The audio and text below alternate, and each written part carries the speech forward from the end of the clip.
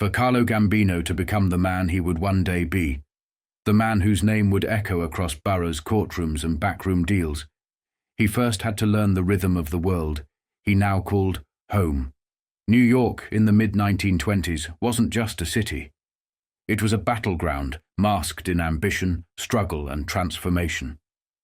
The skyline clawed its way into the clouds while blood ran quietly in the gutters. The Italian-American community, immigrants, dock workers, pushcart peddlers, was swelling with numbers, with pride, and with unrest. This wasn't just about survival anymore. It was about recognition, about leverage. Labor unions were forming in the shadows of the factories, and behind every call for fair wages was a whisper of control, politics, racketeering, enforcement. Out of that volatile chemistry came opportunity. For men like Luciano, Costello, Siegel, and Lansky, Prohibition was a blood-soaked gold rush. These weren't just bootleggers with brass knuckles, they were tacticians in tailored suits.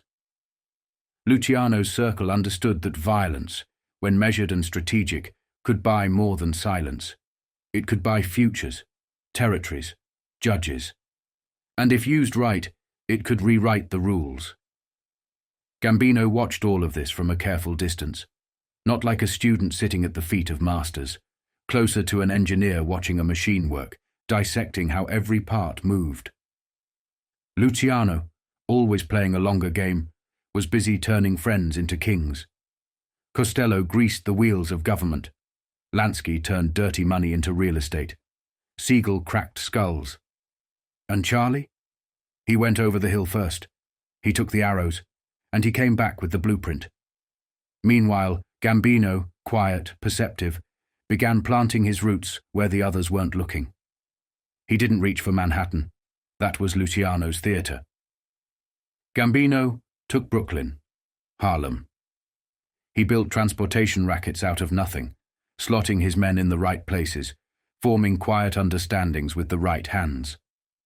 When Luciano began expanding his gambling empire in the city, Gambino didn't contest it. He understood it wasn't his time, yet. But in places like the waterfront, the garment trade, and the hidden alleys of distribution and muscle, he moved with stealth and purpose. He aligned early with Anthony Anastasio, Tough Tony, who ruled the docks like a feudal baron. Through Tommy Lucchese, Gambino made his play in the garment district, placing men in key positions not as soldiers, but as stewards of territory. With Lepka Buchalter and the ominous rise of Murder Incan, he ensured orders from Lucchese and Luciano were carried out without hesitation. If the bosses called for a move, Gambino made sure it happened. Clean, efficient, quiet. No questions asked, no mistakes made. That kind of loyalty didn't go unnoticed. And in this world, quiet competence could echo louder than bullets. But everything was about to change. The old order, Masseria, Rothstein, Nucky Johnson from Atlantic City, was starting to crack. Rothstein's murder shook the underworld, and soon after, Nucky would send word to Luciano. A meeting was being arranged. The Atlantic City Conference would mark a pivot in underworld history. Lines were drawn, sides were picked, and the bloody war between Joe the Boss Masseria and Salvatore Maranzano was now inevitable. Behind that chaos, Gambino didn't flinch. He didn't need to. He understood something fundamental. Wars weren't won in headlines. They were won in logistics, in quiet takeovers, in watching who stepped back when you entered a room and who leaned in. It was an art of silence, of posture, of knowing which questions not to ask and which answers to remember. By the time the dust began to settle, Luciano had built something unthinkable. A syndicate. Not just an outfit, but a machine. His men dressed clean, drove under the speed limit, avoided flash, and handled their business like clerks in a high-rise. Luciano didn't want Capone's circus. He wanted a boardroom. And Gambino? He understood that vision intimately. He wasn't trying to be a big boss. Not yet. He was studying the machine so he could someday build one of his own. By the summer of 1925, New York wasn't just roaring, it was roaring in code. The city ran on whispers, envelopes and telephones that never stopped ringing. And at the center of this clamor, Charlie Luciano was laying bricks. Not the kind you build a home with, the kind you build an empire on. He was expanding his bookmaking racket across Manhattan, transforming candy stores, soda counters, and neighborhood bodegas into nerve centers of organized gambling. Vito Genovese got the job of bringing the mom-and-pop stores into the fold. Luciano's offer was simple, and for its time, revolutionary. A guaranteed $150 a week to hold slips and host the outfit's phone lines. For the struggling owners, many of them Jewish immigrants, the offer felt like a gift wrapped in silence. That dough, Charlie later bragged, put more Jewish kids through college than the Riverside Drive millionaires ever did. But the real genius wasn't just in the math, it was in the optics. These weren't back-alley parlors or smoky backrooms, these were everyday places, and that made them invisible, unassumingly dangerous. Genovese, ever the overreacher, took the operation a step further. On the Lower East Side, he started leaning on the old Italian snowball cart peddlers, men scraping by selling flavored ice to local kids, to push more than betting slips. He started moving junk. Luciano almost killed him for it. "You stupid shithead," he barked at Vito. "You had a clever idea. Why screw it up with narcotics? Especially when I told you no junk." In Luciano's world, dope wasn't just risky. It was suicidal. The feds didn't play around with heroin. Gambling you could mask. Narcotics brought heat that scorched everything. But the vision stayed intact. In less than a month, over 200 pushcarts were making book for the syndicate. Not a shot fired, not a headline spilled, just business. Luciano's network now spanned hundreds of storefronts and dozens of central bookmaking banks, carefully engineered to hedge bets and avoid collapse if a big winner came in. A local bookie might handle $2,000 in bets a week, but his net, maybe 150, just enough to stay loyal, just enough to feel lucky. Every percentage point, every layoff charge, every crooked precinct was calculated. That 150 Luciano guaranteed the stores. It wasn't generous, it was optimized. They called it crime. Luciano called it structure. And the crown jewel of this structure were the uptown horse parlors, gilded dens of vice, dressed like gentlemen's clubs. Marble floors, rich wood, free drinks, high society and low morals mixed in equal measure. Women in pearls watched the boards flash with race results, while men with silk ties sipped scotch and whispered odds. These weren't gamblers, they were patrons, customers, clients. Luciano didn't just take their money, he took their trust. "I collected a fortune in diamond bracelets and rings," he later said. "Sometimes I took the broads home with me, so I could examine the jewels a little closer." But while Luciano expanded, Gambino observed. And while Luciano grew, Gambino aligned. Manhattan was claimed, protected, fortified. So Gambino moved parallel. In Brooklyn, in Harlem, in the outer boroughs where the shadows were longer and the hands were rougher, he built the arteries that fed the beast.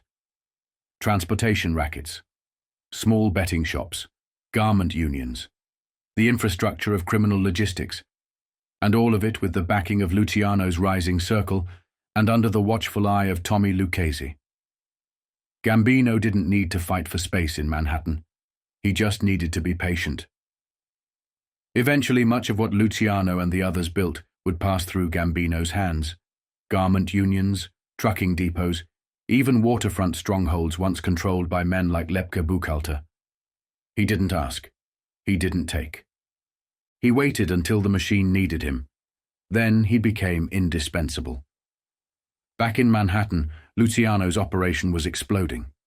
Between the booze, the betting, and the bribery, The outfit grossed over $12 million a year.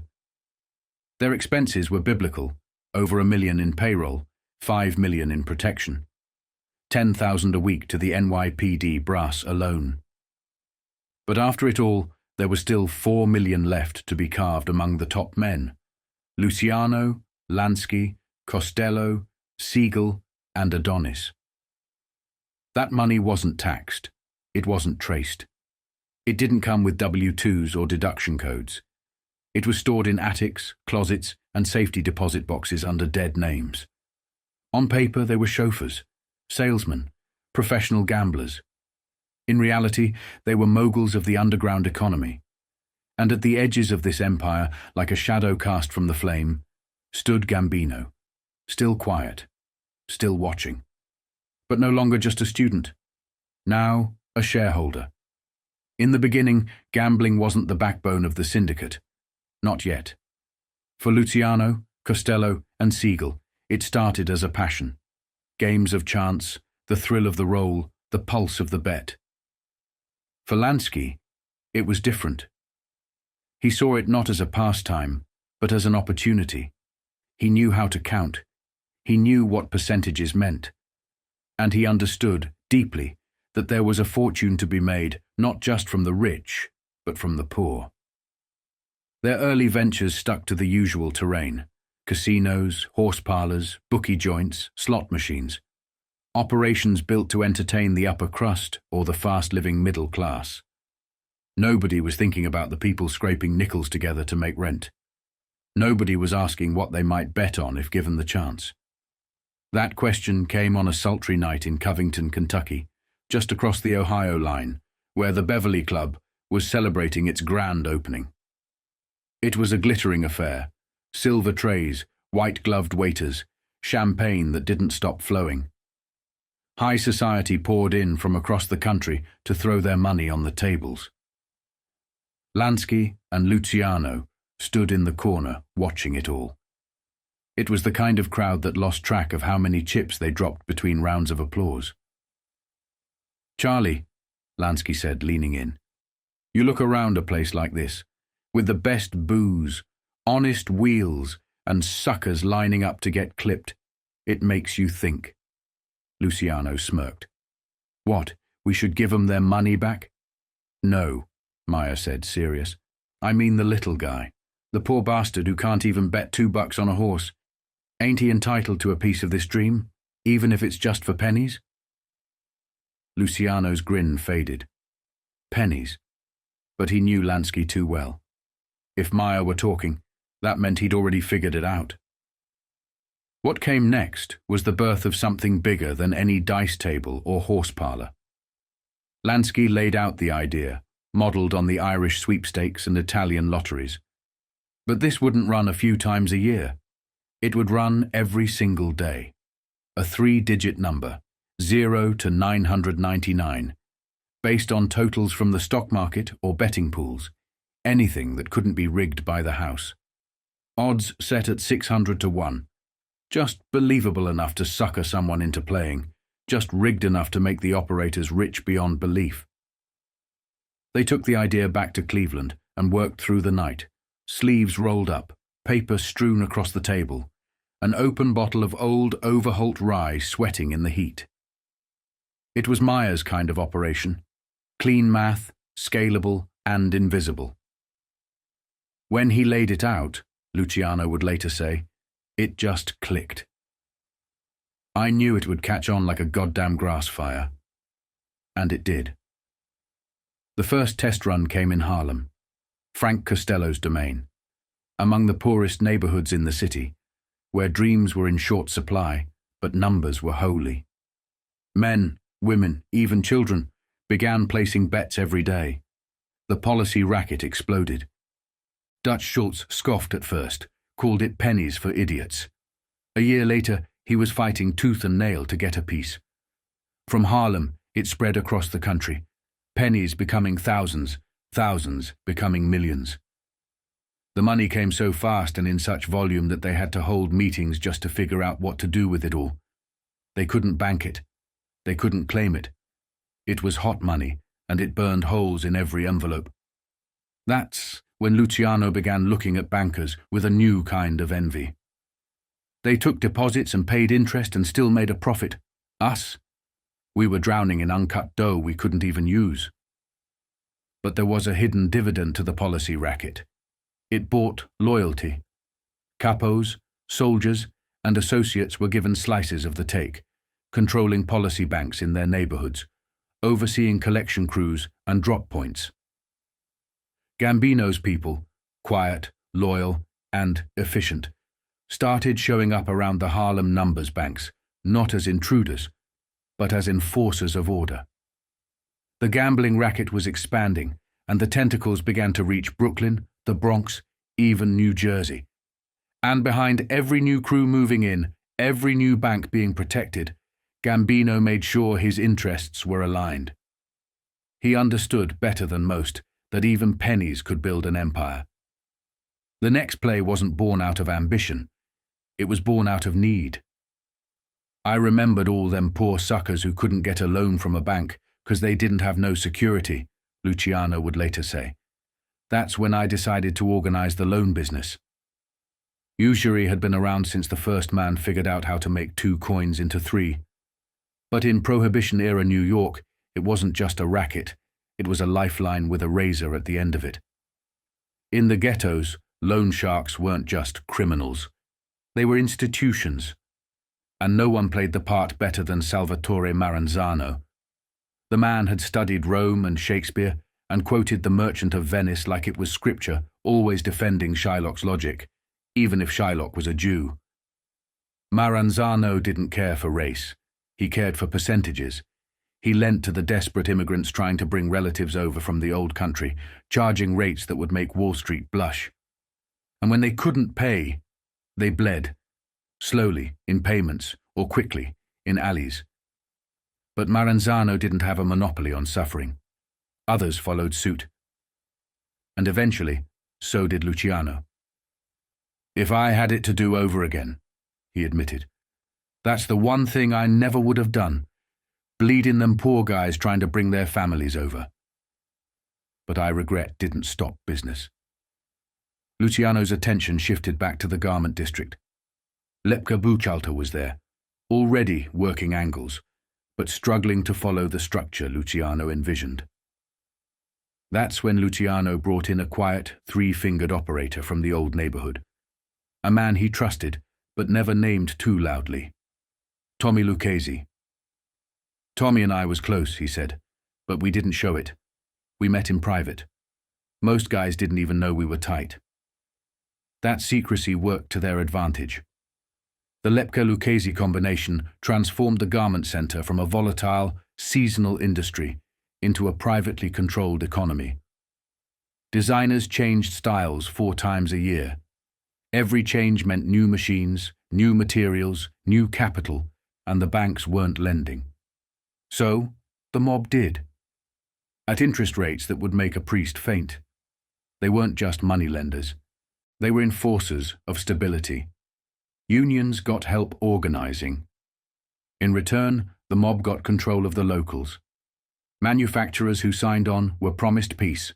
No strikes, no wild demands, no sabotage. Those who resisted. They paid one way or another. And if a guy couldn't repay his loan but his business looked good, he got a new partner, whether he wanted one or not. Luciano, Lucchese, and Lepka didn't just build an operation. They created a silent merger between capital and labor, brokering deals in backrooms that affected tens of thousands of workers. Dresses, coats, suits, petticoats, they backed them all. In the 1920s, every broad in America was wearing a petticoat, Luciano boasted. I was the guy putting it on her. Every corner of the business paid. Manufacturers, unions, the street crews who enforced the collections, the Shylocks who held the notes, the operators who played both sides. And as these garment rackets expanded across the city, so did the need for reliable men, quiet men, men who didn't talk, didn't skim, didn't question. That's where Carlo Gambino's people came in. They weren't muscle in the classic sense.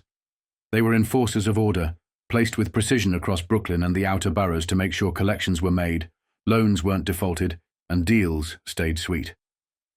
Gambino didn't grab headlines, but his crews started showing up at every intersection of profit and risk in the garment racket. This was not luck, it was design. By now, Luciano's operation had branched into everything: bootlegging, gambling, shylocking, numbers, labor. But none of it, not a single piece, could have survived without protection. Political, judicial, uniformed. "You had to pay," Charlie said. "I grew up watching the whole system run on grease.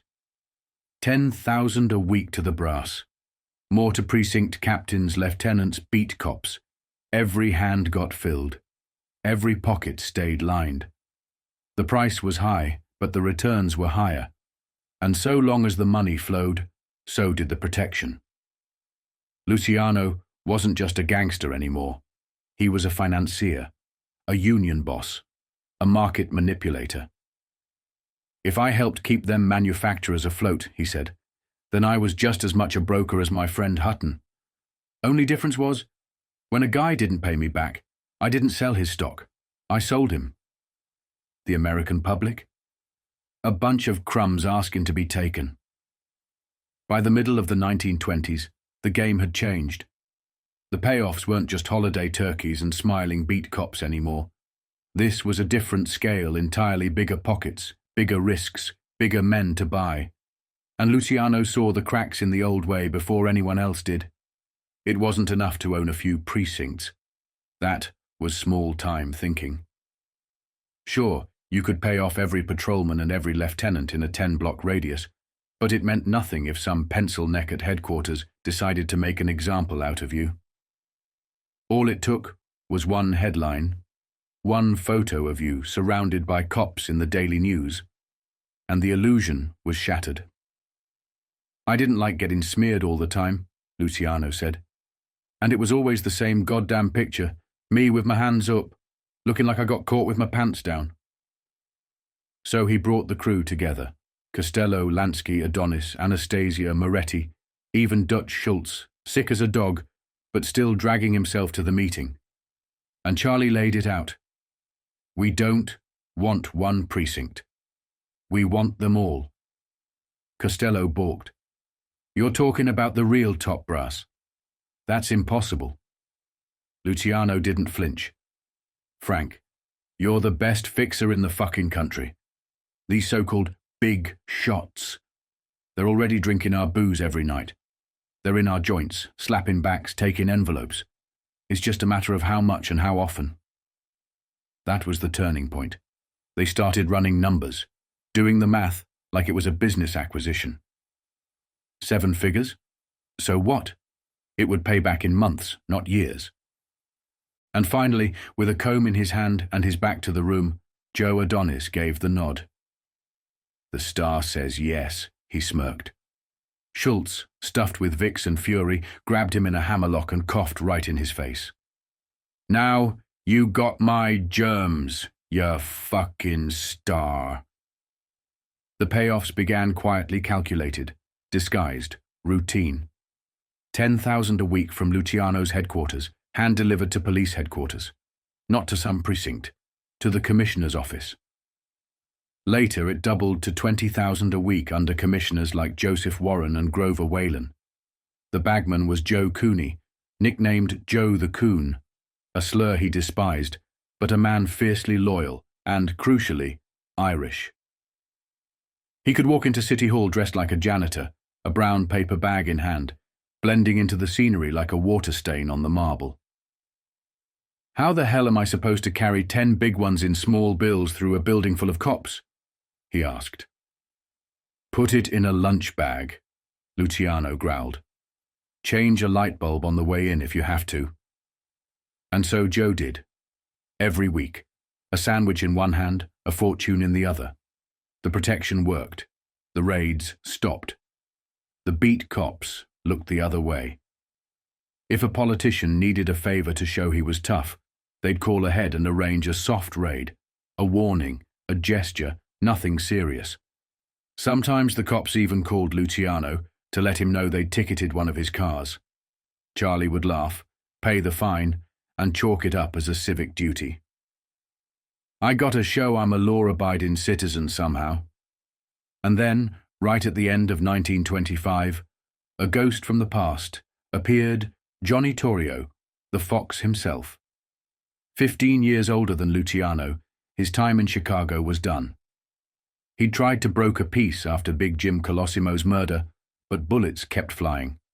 After a failed hit nearly ended him, Torrio surrendered himself to serve a soft sentence and handed the reins to his apprentice, Al Capone.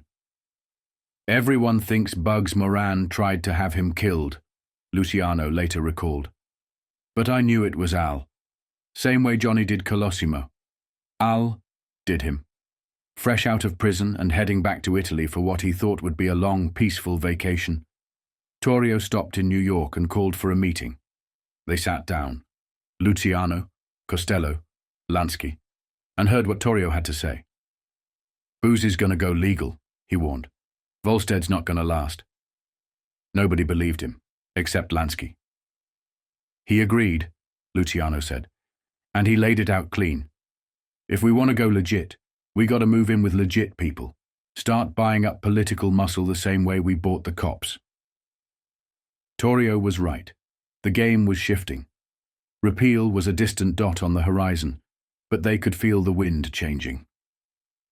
And while Torrio eventually came back, Mussolini didn't want American gangsters sullying the old country.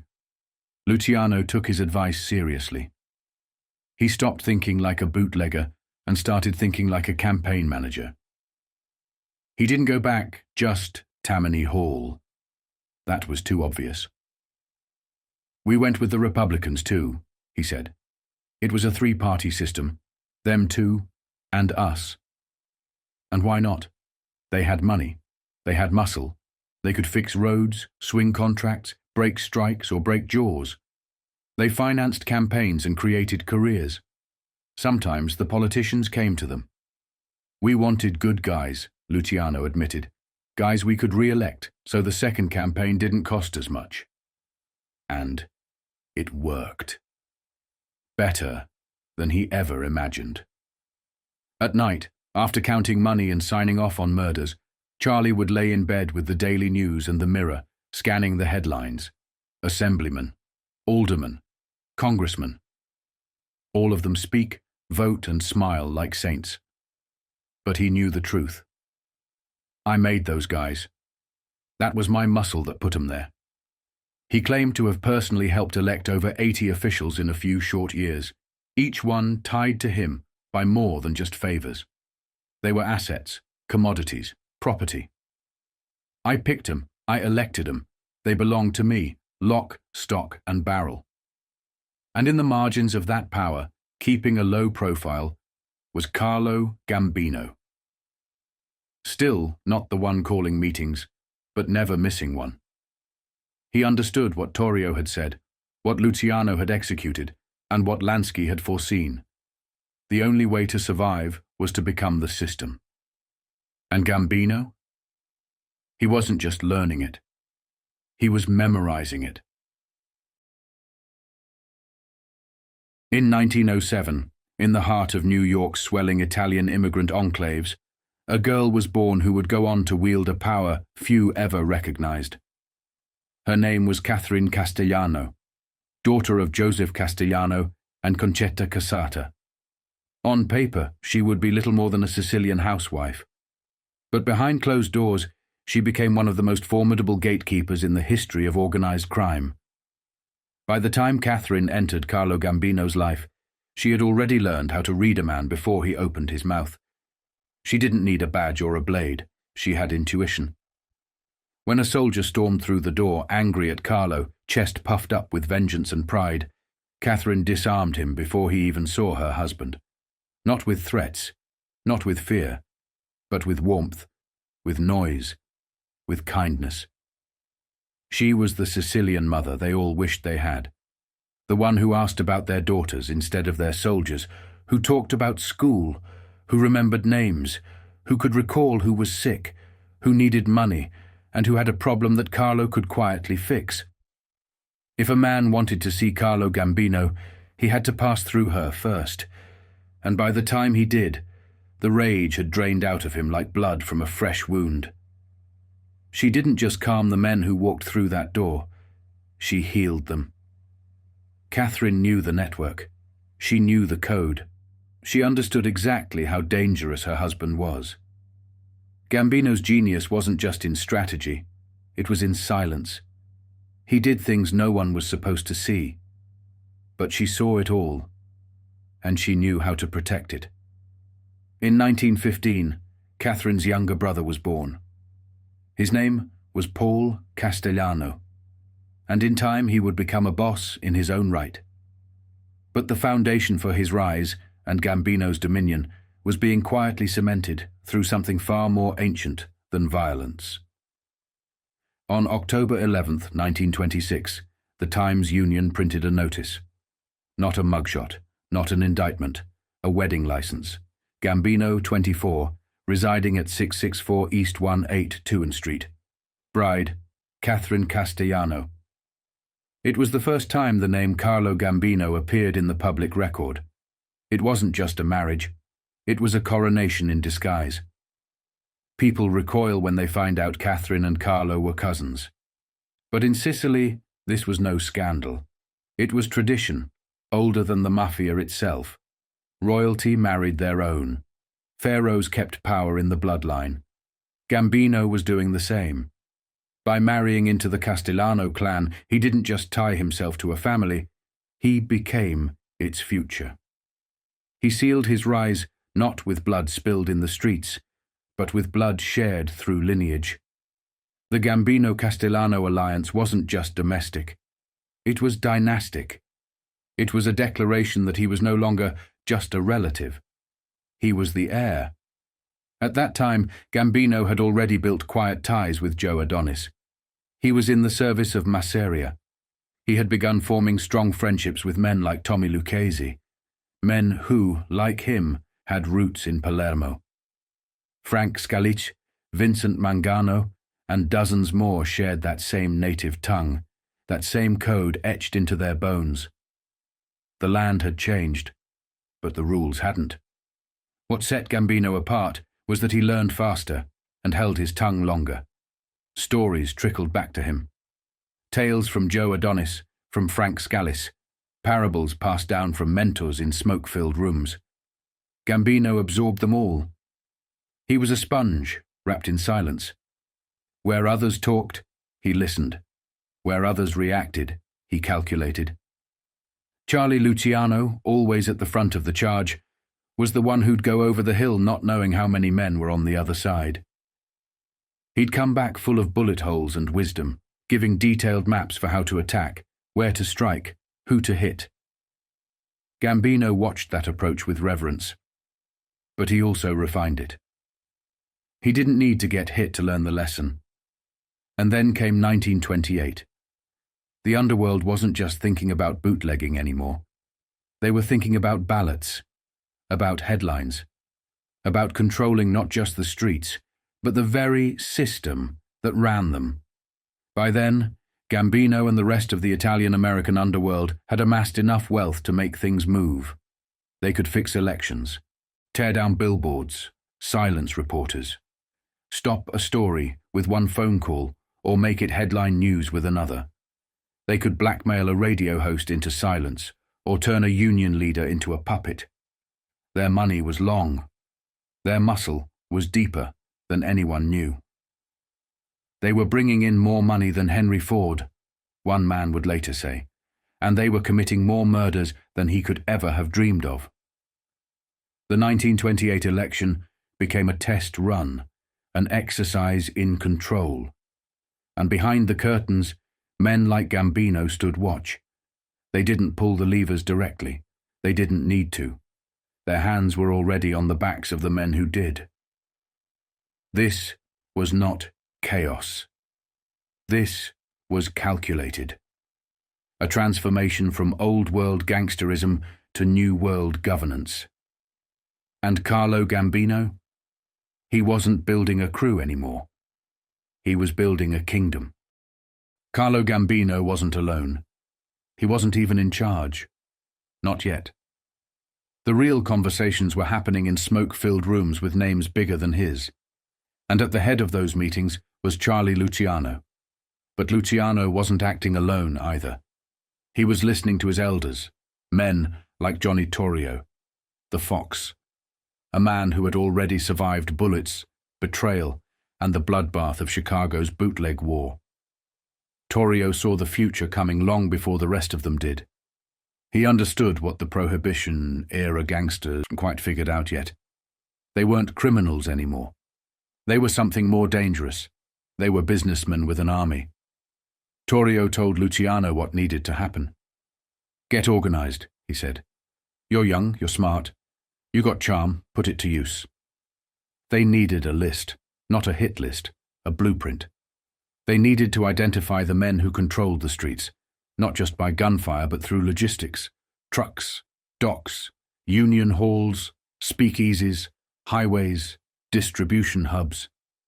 These were the men who could move anything, anywhere, without a trace. Booze, girls, narcotics, gambling machines, counterfeit plates. If it fit in a box or a truck or a train car, they could move it. And the country was full of back doors. What Torrio and Luciano were building was an invisible assembly line, a conveyor belt of corruption that stretched from Boston to Miami, from New York to Chicago, and out to California.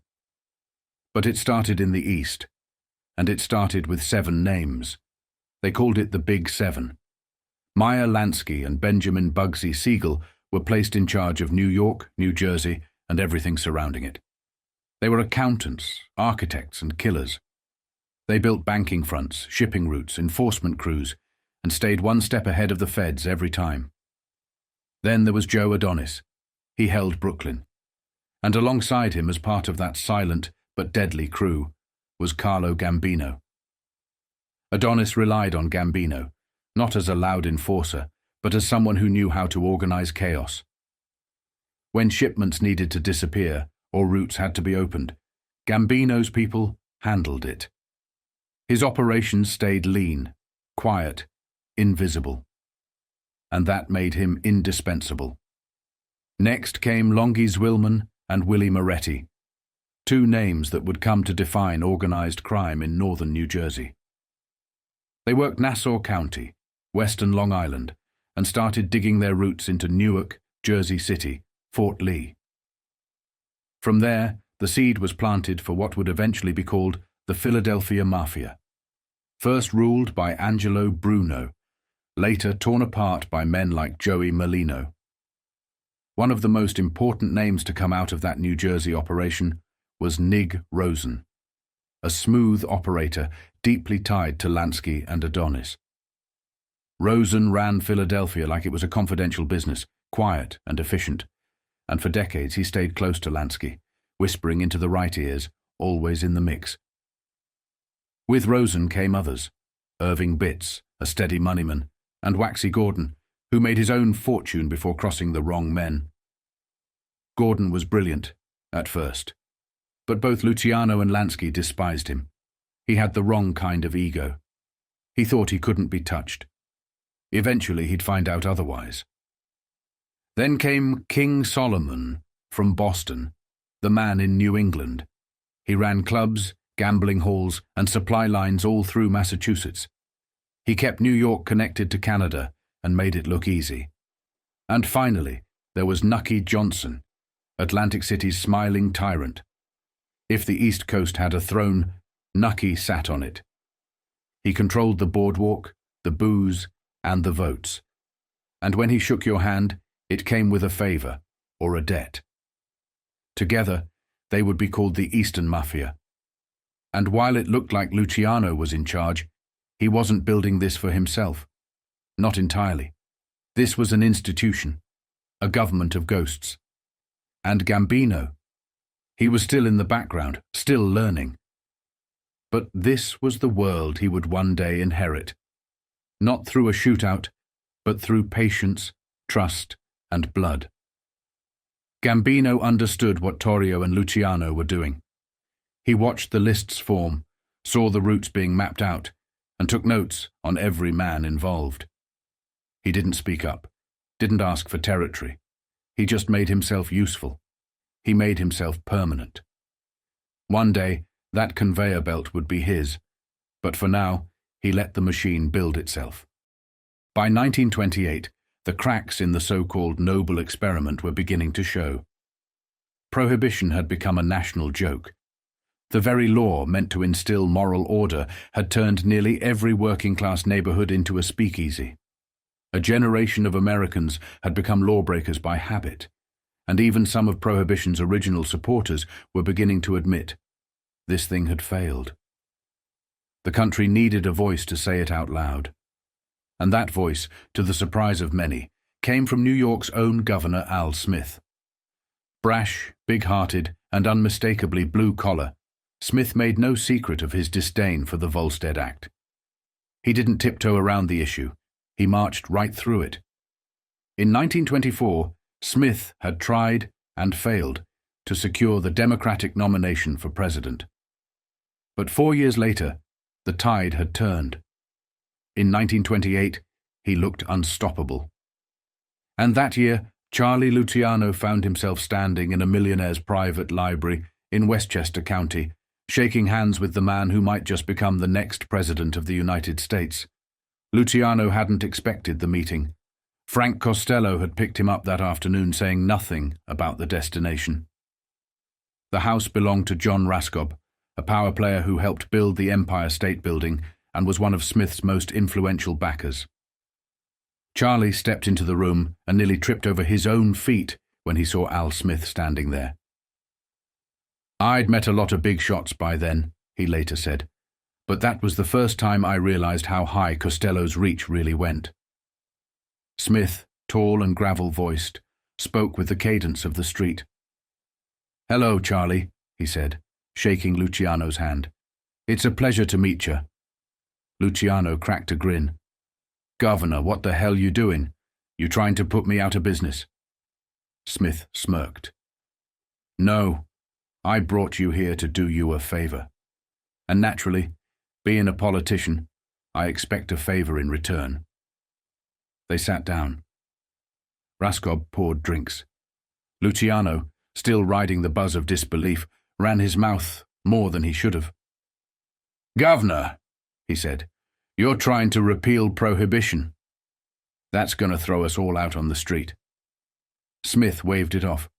"Charlie, in a couple of years there ain't going to be no Prohibition. I'm going to win this thing, and when I'm in the White House, I'm going to bury the Volstead Act. That's why you're here. I need your support. In Manhattan, Brooklyn, the Bronx. I want those delegates lined up at the convention in Houston. You get 'em, and I'll make sure things work out really good for you." For a second, Luciano felt like he was dreaming. A president. A real president. And they were making deals with him in private libraries, like it was a ward meeting back in Little Italy. For a moment, he thought about his father, about the truancy school, about Hampton Farms. Would he even believe this? He didn't give Smith an answer that day. That was the smartest thing he did. "I told him I needed to think it over," Luciano said. Which was true. I had to talk to Johnny Torrio. Because what Smith was saying, that Prohibition was going to end, was the very same thing Torrio had warned him about before running off to Italy. And now, it wasn't just theory. It was a political platform. Still, the numbers didn't add up. "Frank," Luciano told Costello on the ride back, "I don't get how legit whiskey is ever going to come close to bootleg payoffs." "You're thinking too small," Costello said. "We got imagination, Charlie. We go legit with whiskey, sure, but we keep gambling. That's the real gold mine. We can build casinos in every corner of the country. People love to drink, sure, but more people love to gamble." And that was it. They got behind Smith. Every delegate they could control was lined up. Every handshake sealed. They were ready to walk him into the White House like a made guy into his first sit-down. But America wasn't ready. In November, Smith was crushed in a Republican landslide by Herbert Hoover. His Catholic faith scared off Protestant voters. His thick New York accent made him sound foreign to the heartland. The country was flush with prosperity and wanted no part of change. Repealing Prohibition was barely a footnote in the headlines. The nation wasn't ready for a man like Smith. Not yet. And so Luciano and the others in the Big Seven went back to work, interpreting the election results not as a death sentence, but a delay. They believed that as long as the economy boomed, the country would cling to its illusion of moral order. Prohibition, even as it rotted from the inside, would continue to live on as a political convenience. They were wrong, of course. Just a year later, in October of 1929, the stock market would implode, taking the illusion of stability with it. But for now, they made plans. Gambino watched it all from the side. He wasn't in the room with Raskob and Smith, but he heard every detail. And he remembered. Because he understood something most of them didn't. Not just how empires rose, but how they were inherited. By late 1928, business was booming, and not just on Wall Street. The underworld, too, rode high on the roaring tide of Prohibition. Booze flowed, money poured in. But behind the windfall was chaos. Every crew was clawing at the same supply lines. Prices were climbing. Deals were collapsing.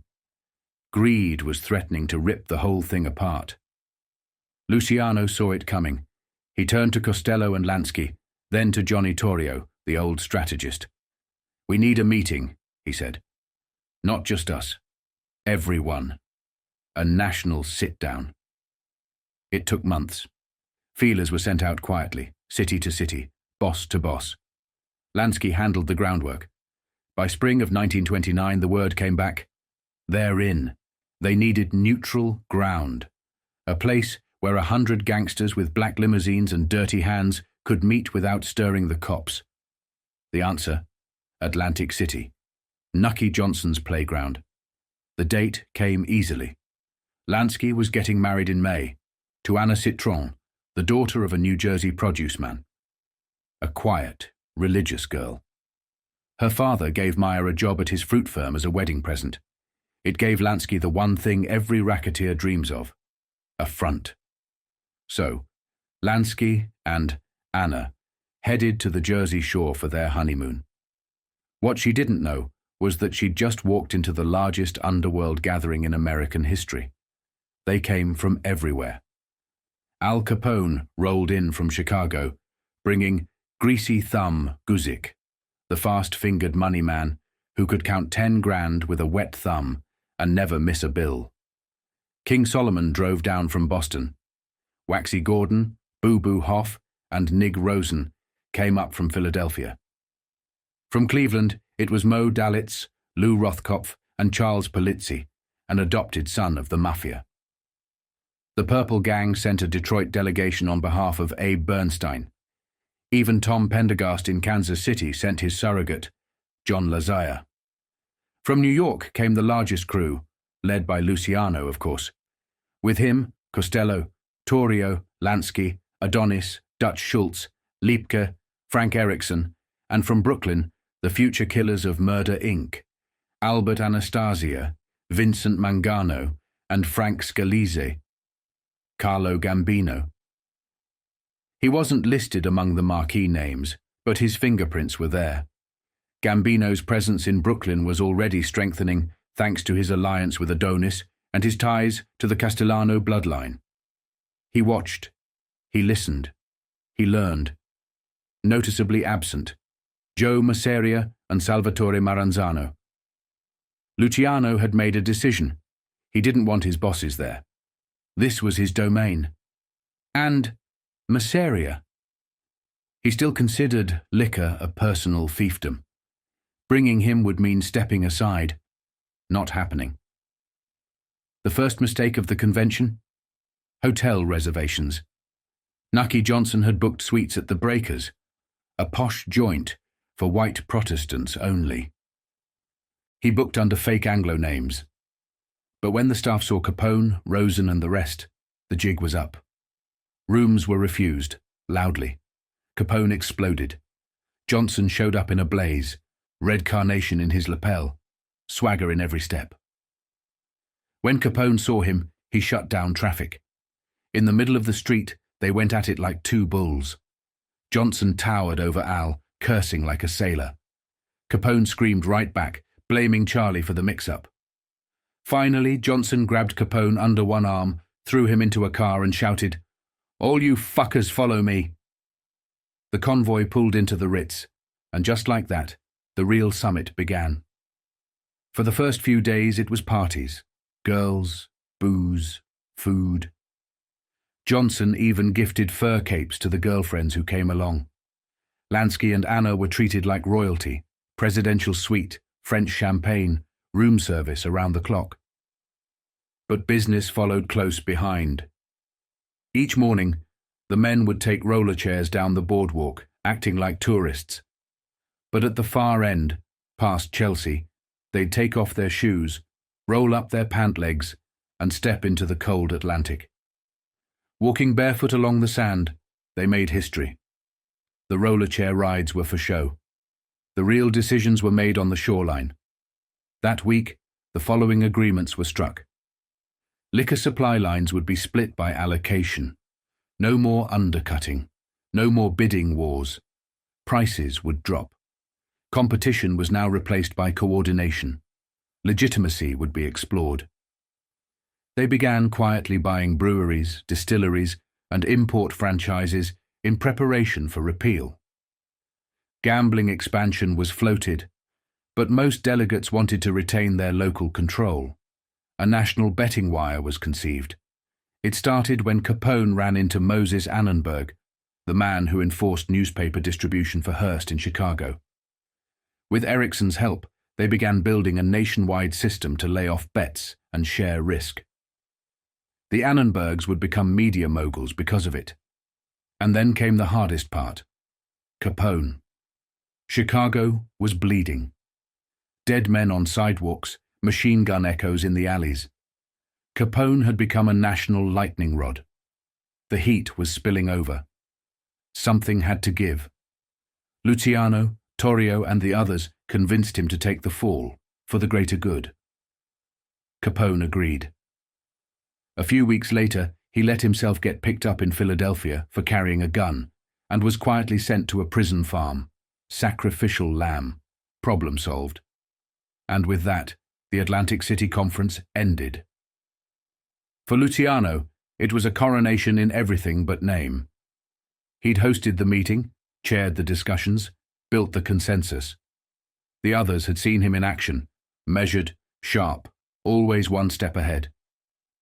When the time came to seize power, he wouldn't need permission. He'd already earned loyalty. As for Lansky, the honeymoon had been bittersweet. He loved Anna, but her discomfort with his world was growing. She nagged, pleaded, urged him to go into her father's fruit business full-time. Lansky vented to Luciano. "Maybe once she's pregnant," he said, "she'll let it go." Still, she came with a benefit. Moses Citron, Lansky's new father-in-law, had contacts, capital, and cover. Lansky had his foot in two worlds now. The mask was slipping into place.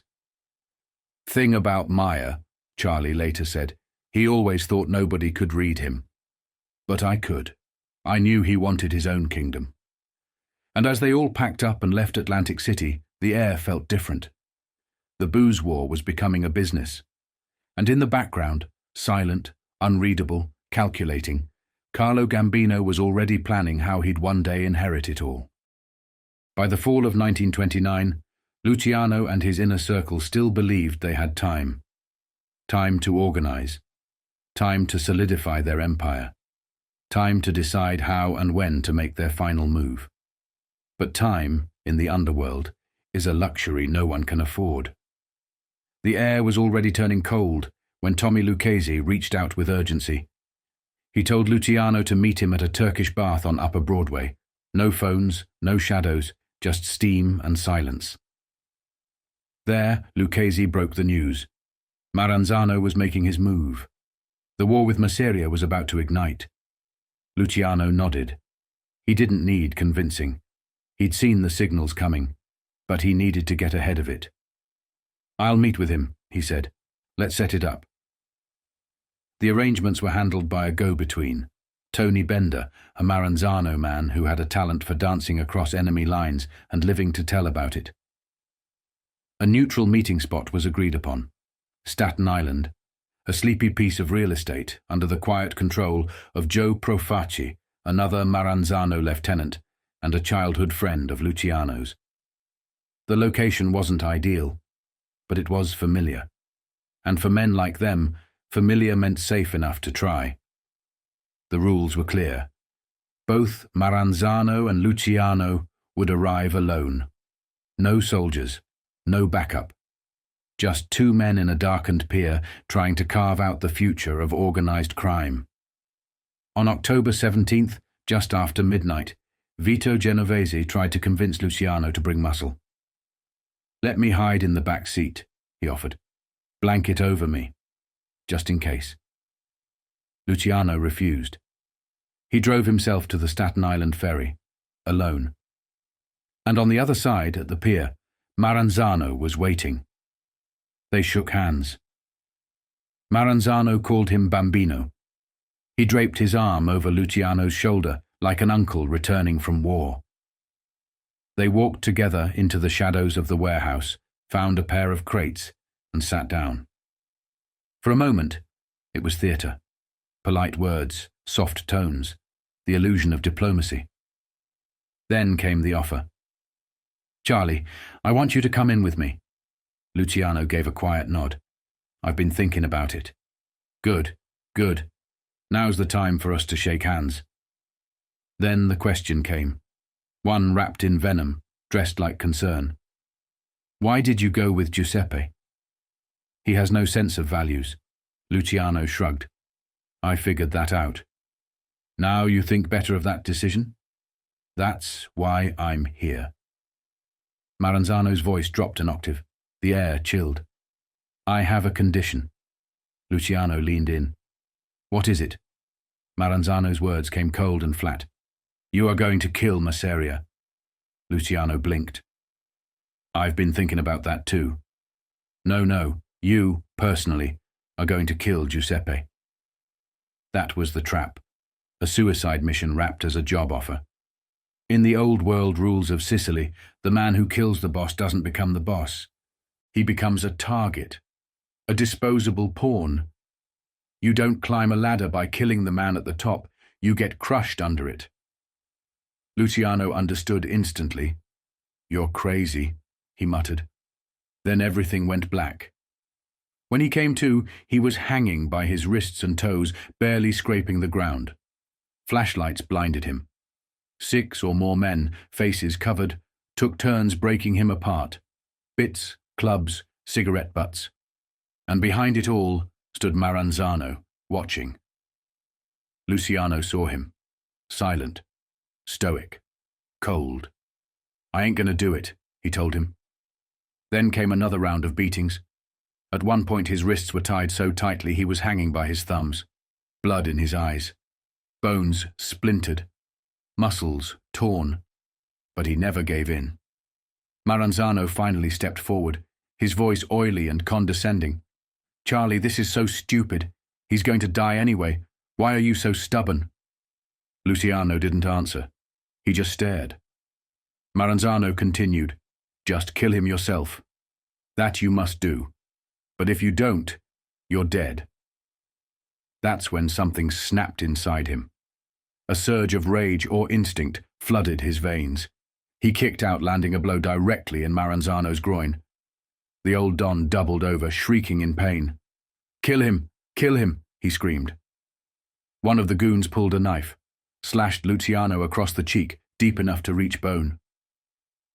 Blood poured down his face, and his right eye drooped permanently from that day forward. Maranzano grabbed the blade himself and carved another line across Luciano's chest. A gun was drawn. "No," Maranzano snapped. "Let him live." They dumped him in a car, drove a few minutes, and tossed him onto the pavement like trash. Luciano dragged himself toward a streetlight, then collapsed. A police cruiser found him on Highland Boulevard. 55 stitches closed his wounds, bandages wrapped every limb. And when he refused to give a statement, the cops booked him for grand larceny, claiming he'd stolen a car. The charges were dismissed. The scars stayed. The rumors, however, exploded. He'd been kidnapped, robbed, beaten by jealous lovers, beaten by feds, beaten by rival crews. Nobody knew the truth, until 1961 when he finally told the real story. And even then, all he'd say was, "I'll take care of this in my own way." That's when the name took root. Costello and Lansky visited him while he lay in bed, broken but alive. He told them everything. When he finished, he said, "I guess I'm just lucky to be alive." Lansky grinned. "Yeah, lucky. That's you. Lucky Luciano." It stuck. Lying there, full of morphine, Lucky had nothing to do but think. He knew now why Maranzano had let him live.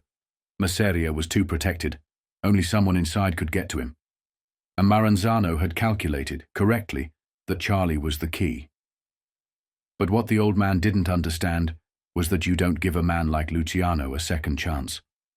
Not unless you're ready to die. For 3 days, the only thing keeping Lucky alive was a morphine drip and his own fantasies about killing Don Salvatore Maranzano. And far away in Brooklyn, Carlo Gambino heard the story. He didn't laugh. He didn't judge. He didn't flinch. He respected it. Because Gambino understood something that Luciano was only just beginning to learn. Allegiance was a shifting thing. One day it was to your boss. The next, to your crew. But when your life was on the line, there was only one true allegiance: survival. Gambino filed that lesson away, and as the world crashed into the Great Depression, new doors began to open for him. The old bosses were weakening, the streets were changing, and Carlo Gambino. He was ready. By late October of 1929, the wounds on Charlie Luciano's face were still healing, but the fire behind his eyes had only grown hotter. He finally left his suite at the Barbizon, the scars stitched into his cheek and chest, serving as permanent reminders that in this world you either played the game smart or didn't live long enough to regret it. On the morning of October 28th, Meyer Lansky and Frank Costello met Luciano for a stroll through Central Park. It was one of those golden autumn days. A soft breeze, the last warmth before the chill. But the conversation was anything but gentle. Lansky was pacing with worry. His wife Anna was pregnant, and the complications were eating him alive. But his mind, as always, pivoted fast, from family to fortune. "The market's gonna crash," he said, more like a certainty than a prediction. "And when it does, we hold cash, cold, hard cash. The garment district will be choking and we'll be the ones with the oxygen." Costello nodded, smirking. "Ain't just the garment guys," he said. "Even the cops are over their heads. Whalen called me yesterday begging for 30 grand to cover his margin." He lit a cigarette and blew the smoke sideways. "They're gambling with our money, Charlie. They just don't know it yet." Luciano listened, chin down, eyes squinting toward the changing leaves. Then, like a knife in a quiet room, he said, "What about Joe and Maranzano?" Lansky laughed, a deep belly laugh, rare and real. "Screw 'em. We don't need bullets. We just make 'em kill each other." It was checkmate thinking, mob chess, and everyone in that park knew who the grandmasters were. The very next day, October 29th, 1929, the market collapsed. The crash didn't just shake Wall Street. It cracked the American psyche in half. In homes, banks, and boardrooms, despair settled like smoke from a 5-alarm fire. And across that smoke, the underworld moved quietly into its next evolution. Luciano's empire, like the economy, reeled at first. Bootlegging slowed. Rich women didn't wear diamonds anymore, they were hawking them. Joe Adonis's beloved jewel heists became pointless. Frank Costello's slot machine spun half as often. The world was hurting, and people weren't drinking like they used to, unless they had to. Only the numbers racket held steady. In Harlem, in the Bronx, in Brooklyn, in run-down corners of America's soul, people still played policy. A nickel on a number was hope. A 2-cent bet was a prayer. The men who had once ruled the champagne crowd were now making fortunes off spare change. Luciano understood immediately. Pennies are our new dollars. Even before the crash, Charlie had been trapped between Masseria and Maranzano, the two Don-like tectonic plates threatening to crush him. But now, those bosses had their hands full. Their cash flow was bleeding, their hold on their territories slipping, and they were too distracted with each other to focus on Luciano. That gave him room, just enough to move. Luciano, Lansky, and Costello reassessed everything. They saw the writing on the wall. Prohibition wouldn't last forever. The people were desperate, and desperate people drink. But more importantly, they wanted to drink legally. Repeal wasn't just possible, it was inevitable, and they needed to be ready for it. While Vito Genovese quietly built his narcotics pipeline against Charlie's orders, Luciano turned back to an old, reliable, loan sharking. The banks had shut their doors. Money was drying up. Luciano's crew, they had money. Cash, millions of it, untouched, untaxed, untraceable. So, they became the new Wall Street. Meatpacking, milk distribution, trucking, textiles. If a business needed a loan, Luciano had the cash and the contract. He was no longer just a gangster. He was a broker, a banker, a silent partner in industries too desperate to care who was saving them. I loaned money to some of the same guys who used to look down their noses at me, Luciano recalled years later. And I charged them 2 or 3%. Same as a bank. I wanted to show 'em. Even a gangster's got a heart. Some never paid him back. He didn't care. Meanwhile, gambling, legal or not, was exploding. People couldn't pay rent, but they still scraped together coins to throw into Costello's slots. The betting syndicate was growing like wildfire, now tied to the national racing wire developed by Moses Annenberg, who Luciano had helped muscle into the New York newspaper racket. Annenberg brought in the wires, the phones, the odds. Luciano brought the streets, the protection, the trust. It was a beautiful arrangement, Luciano later said. They needed us. We needed them. Everybody won. By Christmas of 1929, Luciano's scars had faded just enough to sit at the family table. For once, no one talked about reform school, or court dates, or gang wars. His mother passed behind him during dinner and brushed her fingers softly over the mark Maranzano had carved across his cheek. She didn't say a word, but he saw the tears in her eyes. "It was the nicest Christmas we ever had," he said. "For a few hours I almost wished I had a 9 to 5 like the rest of the crumbs. Then I looked out the window and saw my Cadillac. And I knew I'd never give that up." But tranquility never lasted long in this world. Soon enough, Tommy Lucchese came calling again. He had shocking news. Gaetano Reina, another power broker, was preparing to break ranks and throw his lot in with Maranzano. If Reina moved now, he'd take Lucchese with him, and that would shatter the fragile empire Luciano had been building in the garment district. Gambino, Anastasio, Lucchese, Lepke, and a young enforcer named Abbe Reles were turning the district into a money-printing machine. If they could keep it together, it would become the backbone of organized crime's legitimate front. But if Reina jumped too soon, it would all crumble. "I told Tommy," said Luciano. "See if you can stall him. Just give me time. time to build the foundation. The war was no longer coming. It was here. And Carlo Gambino, quiet, calculating, always listening in the back rooms of power, watched as the final game of chess between giants began. His lessons were being carved out in blood, and in that crimson ledger of betrayals and assassinations, he was reading every line. By early 1930, Charlie Luciano found himself in a tightening noose. His old mentor and boss, Joe the Boss Masseria, had become increasingly paranoid and volatile. Masseria was in a frenzy, his grip on New York slipping as whispers spread that Tom Reina, his ally in the Bronx, was considering jumping ship. And in this life, betrayal was never a question of if, only when. Reina, cultured and respected, wasn't just another hood.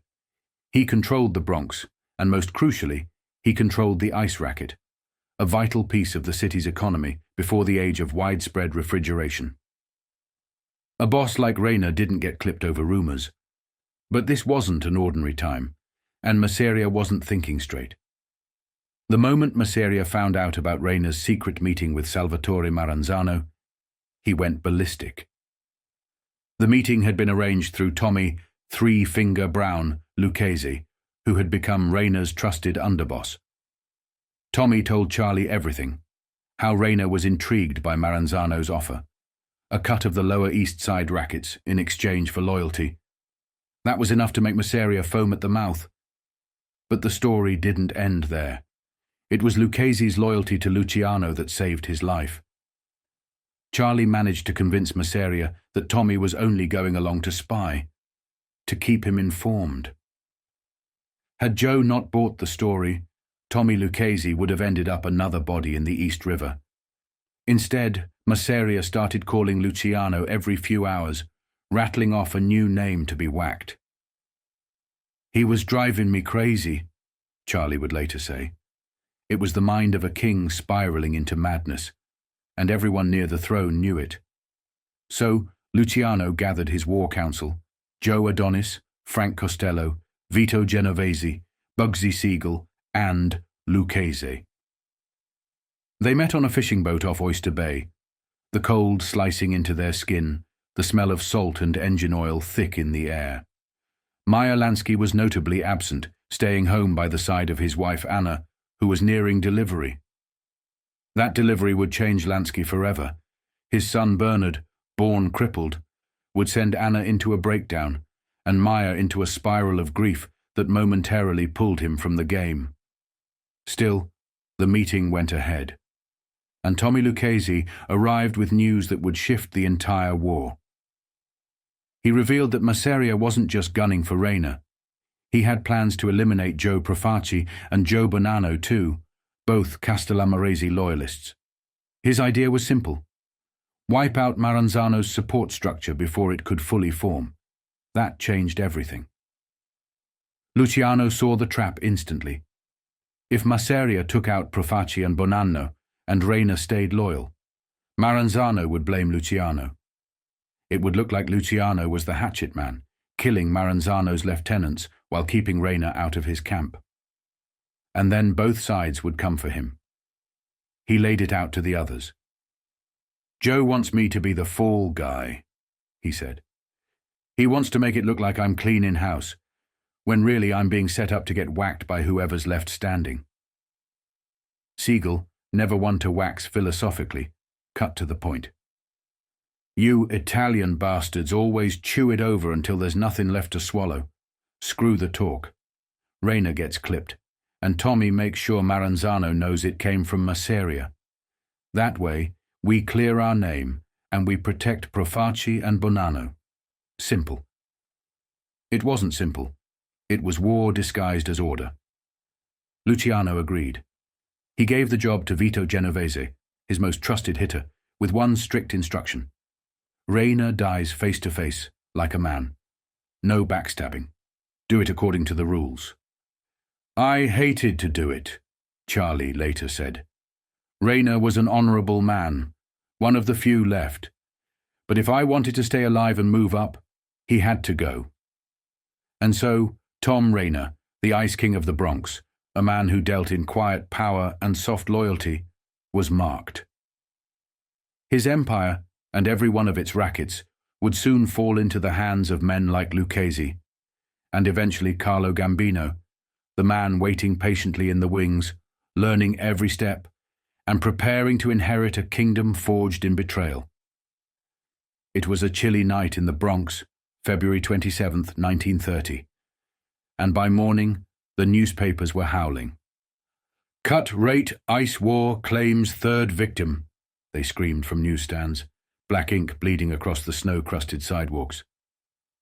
The city woke up to another corpse, and this one had a name that carried weight. Gaetano Reina, age 40, millionaire by the age of 39, was gunned down in front of his apartment as he reached to help his companion into the car. A sawed-off shotgun did the talking. 10 slugs to the chest, fired by 2 men who leapt from another vehicle, pulled the trigger, and disappeared into the night before anyone could blink. Reina didn't stand a chance. His companion, Mary Ennis, a striking blonde who shared his Bronx residence, narrowly escaped with her life. Not a single slug touched her. The blast was precise, personal. She told police she didn't know who it did, didn't know why, couldn't shed any light on the motive. But the cops didn't need much imagination, because this wasn't the first hit. This was the third murder tied to a silent, frigid war being fought in the shadows of the Bronx. A war not over bootlegging or gambling, but ice. Wholesale ice. A business cold enough to kill for. Reina, once a key figure in the old poultry wars, had reinvented himself in the ice trade. He'd muscled his way to the top, cutting out competitors with price slashes backed by iron fists. But when other dealers started undercutting him, someone pushed back, with buckshot. Police believe racketeers were hired to put pressure on dealers who dared sell cheaper than Reina. But something shifted. Someone flipped the script. And now, Reina, once the top of the heap, was left crumpled in the street, bleeding out onto the curb, while Mary Ennis stood there frozen, the night air swirling with gun smoke and silence. This wasn't Reina's first dance with death either. Back in 1915, he was indicted in connection with the infamous slaying of Barnett Baff, a fellow poultryman, gunned down in broad daylight. That case fizzled. The charges against Reina vanished when he flipped, turned state's evidence, they said. After that, he vanished from the headlines and re-emerged years later, not as a birdman, but as an ice king. He operated 8 trucks, kept 3 high-end automobiles, and lived in a 16-room home with his wife and 9 children. He played the role of a hard-working businessman, but anyone paying attention knew better. You didn't make $1 million in ice without breaking a few bodies. And now he was gone. Murdered on a Thursday night in front of a woman who said nothing, and a city that had seen everything. No one talked, no one confessed. But in certain corners of New York, the word was out. This wasn't just about price wars or ice routes anymore. This was a signal, a warning, and someone was about to inherit everything Reina left behind. As the smoke from the hit on Tom Reina still lingered in the air, Joe Masseria made a move that would cost him far more than he understood. He installed Joseph Pinzolo as the new head of Reina's Bronx crew, a man of no charm, no loyalty, and no heritage. Not Sicilian, not respected, and worse than that, not capable. Pinzolo, a small-time grifter turned mid-level bootlegger, was thrust into the eye of a storm he couldn't command. He strutted like he had inherited Reina's respect, but respect wasn't transferable, and Tommy Lucchese, Giuseppe the Gap Petrilli, and the rest of Reina's lieutenants wanted no part of him. Luciano had tried to smooth things over. He was friendly with all of them, especially the Gap, who got his nickname after losing his front teeth in a street brawl as a kid. Luciano had sent him to a dentist on Columbus Circle and got him fixed up with a bridge. After that, the broads stopped laughing and started falling for him. From that day on, he'd jump off a roof for me if I asked. but no fix could smooth over Pinzolo's growing arrogance. He started acting like a boss, barking orders, demanding cuts, sniffing around rackets he didn't understand. He was, in every way, an outsider trying to play the part of a king, without ever having been a soldier. That was all it took. Lucchese, furious at the disrespect and the risk of a mutiny inside the Bronx, made his move. He lured Pinzolo to an office he had leased months earlier, a space on the 10th floor of the Brokaw building, posing as the headquarters of the California Dry Fruit Importers Company. There was no fruit, no imports, just a name and a place for things to disappear. Lucchese invited Pinzolo to review some receipts, let him sit at the desk, fat and satisfied with himself, believing he'd finally taken control. And then he left the room. A few seconds later, the Gap stepped in. 2 close-range shots, one to the face, another to the chest. No screaming, no struggle, just a professional send-off. Later that night, 2 cleaning women flicked on the light switch and screamed. Pinzolo's body was sprawled near a window, blood pooling around his expensive shoes. The murder weapon, a .32 revolver with all 6 chambers spent, lay by his hand. Police found $1,600 in his pocket, untouched. Robbery wasn't the motive. This was an execution. The press had a field day. Murdered in bootlegger's feud. Body of Joseph Pinzolo found on 10th floor of Broadway office building. 5 bullets in body. By morning, cops were banging on Lucchese's door. His brothers told them he'd left town yesterday afternoon. A carefully scripted alibi. Meanwhile, the trail went cold.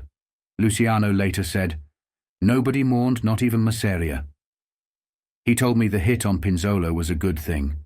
Said maybe now Lucchese and the rest would stop squawking." But Luciano saw deeper. This wasn't just about one dead man. It was a power shift, a signal that Masseria's judgment was slipping. He had failed to understand the loyalty system that held the underworld together. Reina's men didn't want a puppet. They wanted a king, not a clown. And in one shot to the face, Lucchese and Petrilli sent a message to every soldier in the city. You cross us, you die. Even if the boss himself puts you there. Pinzolo didn't even get a regulation funeral. No grand procession, no black limousines, no flowers. Just a whispered note to the undertaker, and a warning to anyone else who thought they could fake their way to the top. Carlo Gambino, in the shadows, watched everything. He was learning what kind of men rise, and what kind bleed out on office floors. The plan to eliminate Gaetano Pinzolo had been in motion for weeks, and when the shots finally rang out, it didn't take long for the heat to follow. On September 11th, it was Tommy Lucchese who found himself in handcuffs, charged with the murder of Pinzolo. Hauled into court, held without bail, the press had a field day. But in a move that shocked some and infuriated others, the grand jury refused to indict. Not enough evidence, they said. The case against Lucchese crumbled before it even began. But not everyone walked so clean. As investigators cast their net wider, others got swept into the dragnet, most of them young, hungry, and operating in the grey zones of the underworld. One of them was Carlo Gambino. As the underworld war simmered into a boil, Carlo Gambino began making more frequent trips north, to the Commonwealth of Massachusetts, a quieter theatre far from the front lines of New York's bloodletting. It was strategic.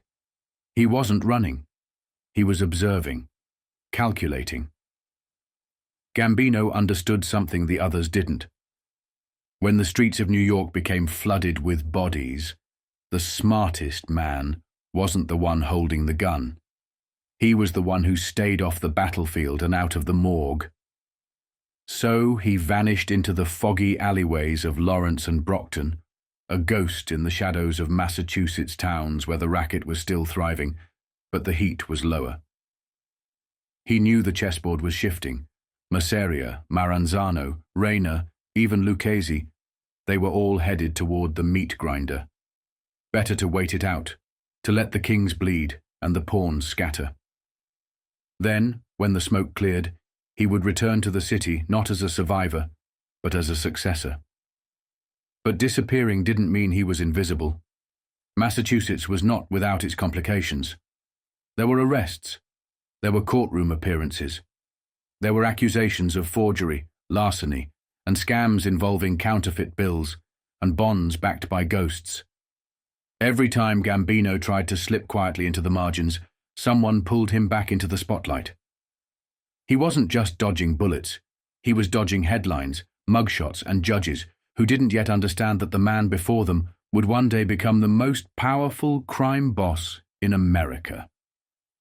And yet, there he was, getting pinched with cut-up currency, caught up in bail scams, and accused of fleecing locals out of small fortunes.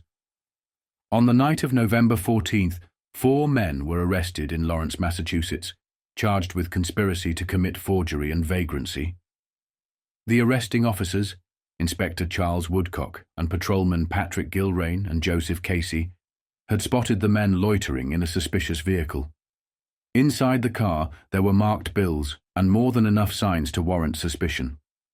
The suspects gave their names: Carlo Gambino, 39, of East 182nd Street in New York City; Joseph Brandino, 50, of Neck Road, Brooklyn; Salvatore Cusimano, 44, of Stanton Avenue, Revere; and Frank Tiro, 36, of Blue Hill Avenue, Boston.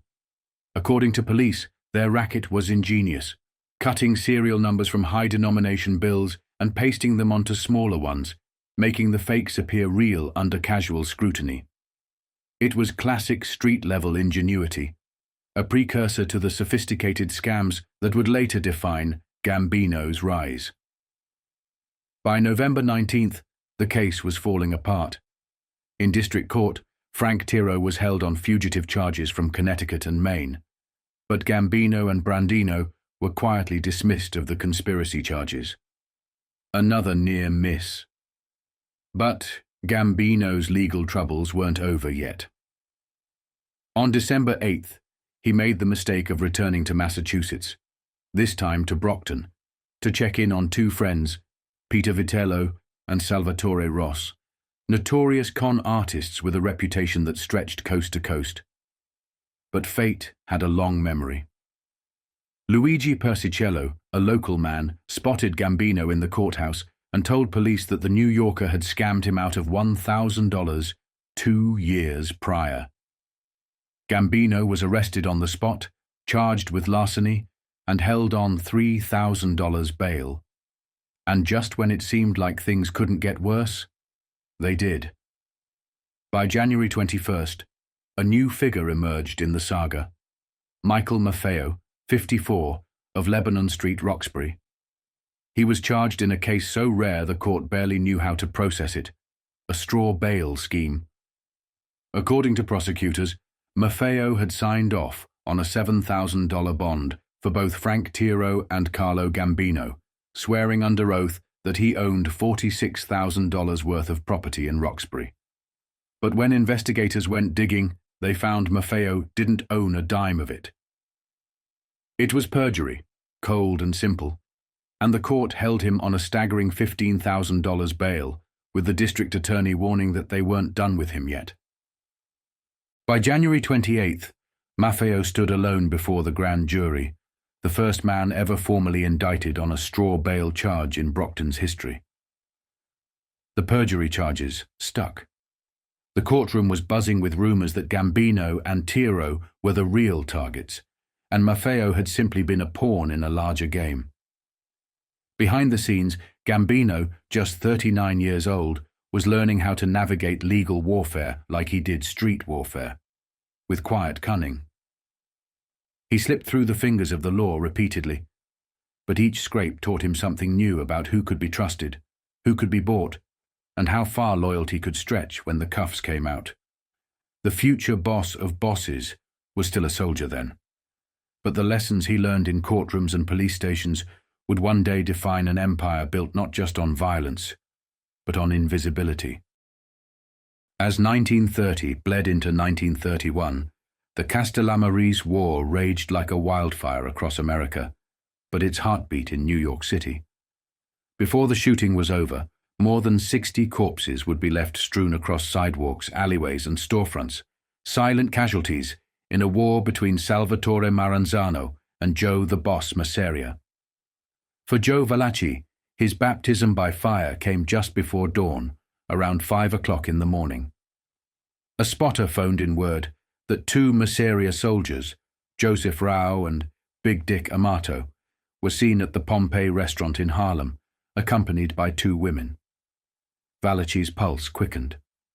This wasn't just another hit. Rao was the man who had once falsely named Valachi as the getaway driver in a shootout involving an Irish gang, a lie that had nearly destroyed him. This was personal. He grabbed his partner, Shilitani, and the 2 raced to the scene. They arrived just as Rao was slipping into his car with his date. Valachi pulled up beside him. "Take him," he barked. But Shilitani froze. He had aimed his shotgun, but forgot to release the safety. Infuriated, Valachi pulled his pistol and fired 4 times at Rao, who took off running in a panic.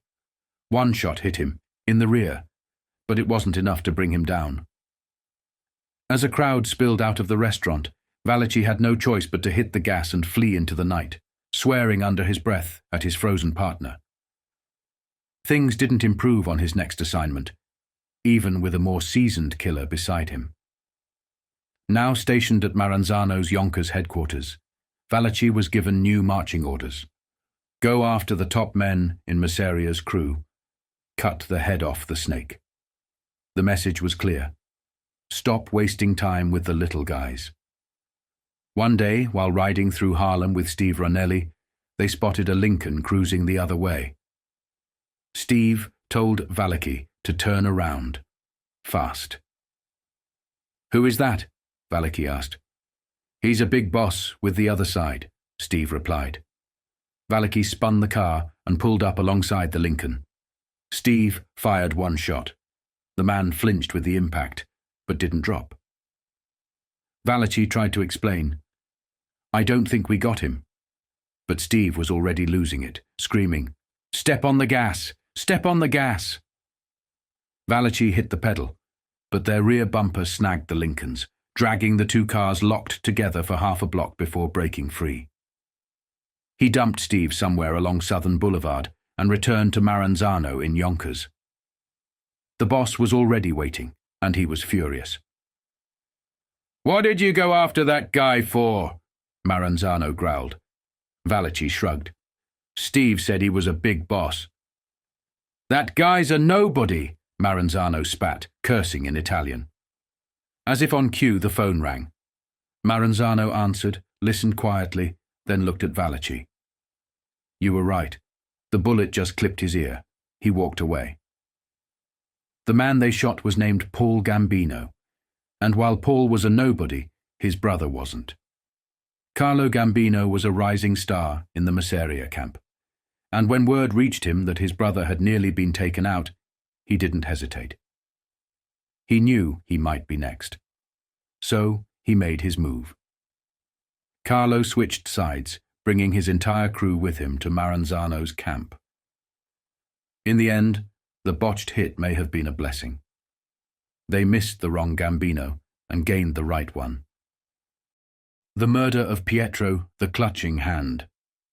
Morello wasn't just another gangland roobout. It was the first stage of failure for the old Mafia guard, and the start of something far more dangerous. While the plot against Gaetano Pinzolo was quietly being stitched together, Tom Galliano, cold, calculating, and ready to switch allegiances, picked up the threads of negotiation that Gaetano Reina had left dangling.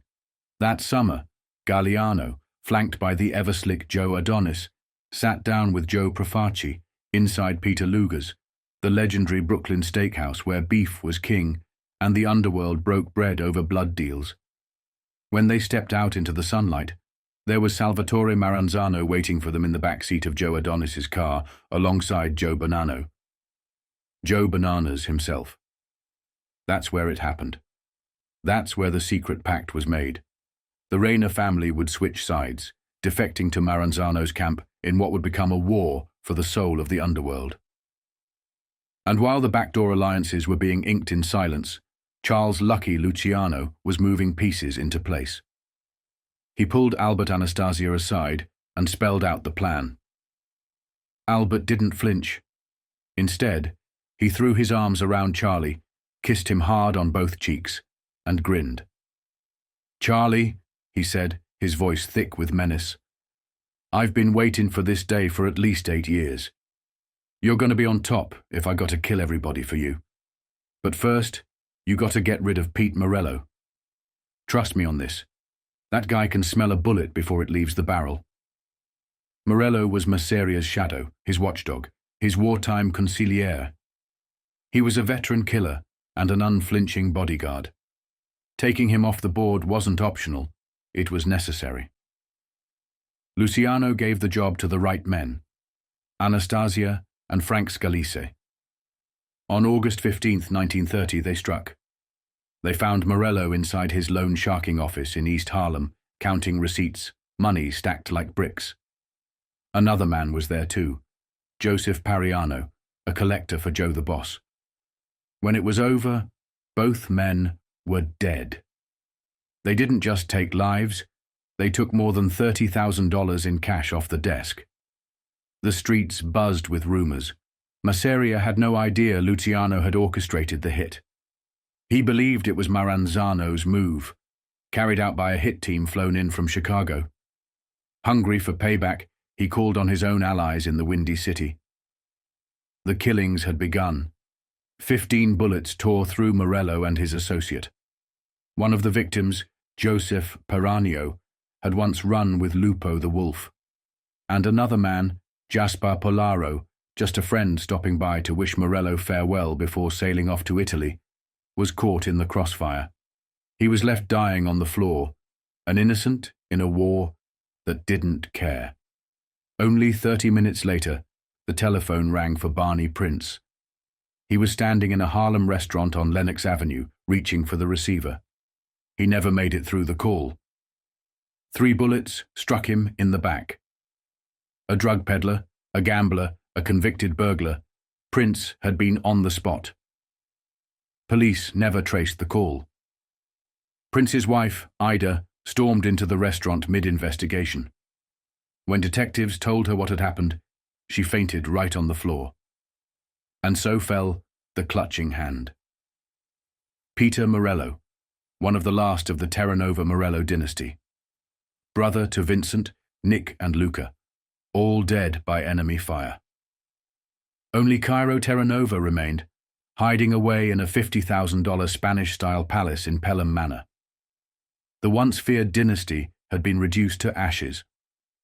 The old brownstone office where Morello died was no ordinary hideout. It was his throne room, his war chamber.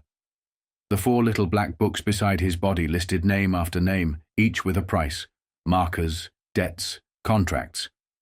He had served 6 years in solitary for counterfeiting in Italy and was deeply entangled with some of the most sophisticated fake currency rings in the world. He wasn't just rich, he was dangerous. Authorities found his family living lavishly in New Jersey, far from the blood-soaked street corners of East Harlem. But the dynasty was broken. The throne was vacant.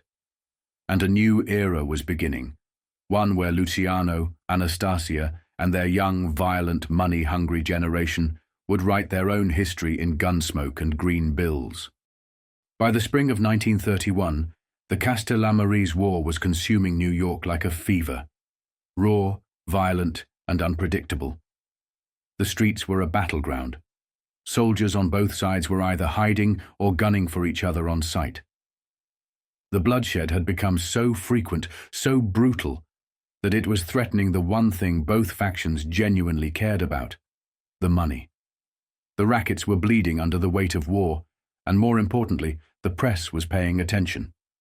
Cops, judges, even Washington was beginning to stir. Something had to give, or else the entire underworld would be dragged into the light. That's when Charlie Lucky Luciano knew it was time to move. Once again, he gathered his inner circle at Oyster Bay, the same hideaway where fortunes and futures had been planned in secret. But this time, Meyer Lansky was with him. No more theory, no more patience. The plan was ready.